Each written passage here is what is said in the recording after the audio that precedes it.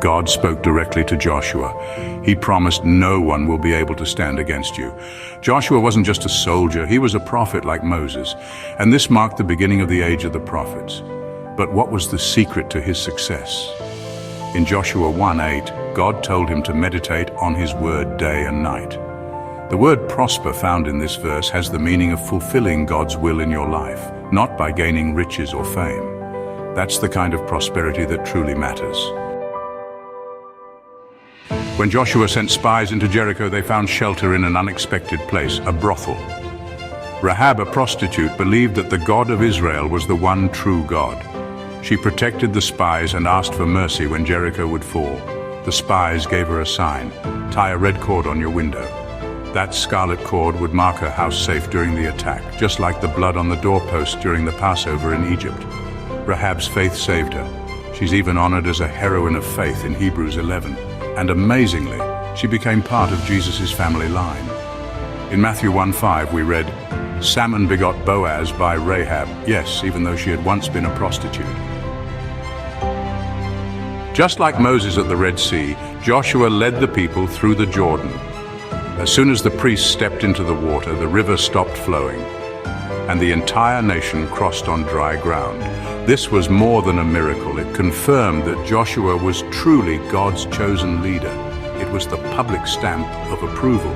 The same God who had parted the sea for Moses was now with Joshua. The consecration Moses had spoken over Joshua was now visibly fulfilled, and the people could trust him to lead them forward. Once they entered the land, the first thing Joshua did was not military, but spiritual. He had all the men circumcised, because the new generation of Israelites born in the wilderness had never been circumcised. From this point on, the Israelites never looked back to Egypt. Unlike the wilderness years, where they often longed to return in times of trouble, this generation was ready to conquer, ready to obey.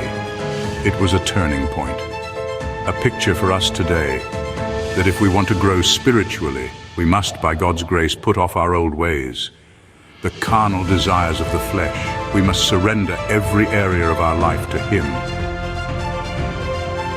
Before the first battle, Joshua had an encounter. He saw a mighty man with a sword drawn.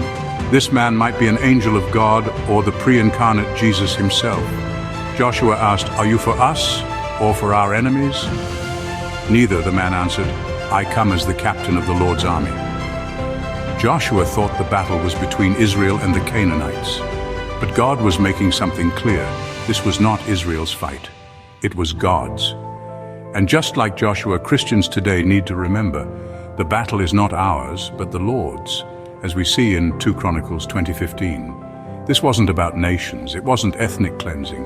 It was God's cleansing of horribly evil sexual religions. Joshua asked for instructions, maybe expecting military plans, but the response was different. "Take off your shoes," the man said, "for the place you are standing is holy ground." Victory wouldn't come from strategy. It would come from reverence, from the fear of the Lord. Because the fear of the Lord is the beginning of wisdom, Proverbs 1:7. And that's where every true battle is won.